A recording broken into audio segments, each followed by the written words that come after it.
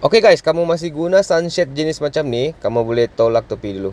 Oke, ini dia retractable tinted car sunshade daripada Dashak. Dan saya akan pasang di cermin hadapan Pro 2 Azia ini. Tinted cermin saya kurang gelap, jadi kurang privacy semasa parking. Kita tengok dulu apa dalam dia.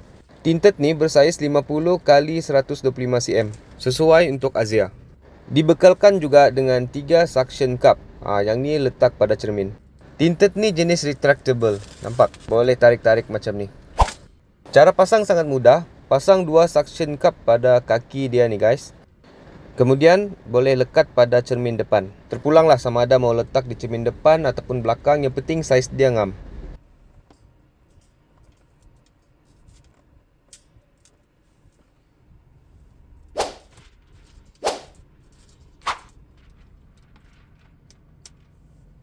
Sekarang kereta saya lebih privacy semasa parking, tahan kepada cuaca panas, yang penting tidak mengganggu pandangan depan guys. Jadi kepada yang berminat, kamu boleh tengok produk link yang saya share kat bawah.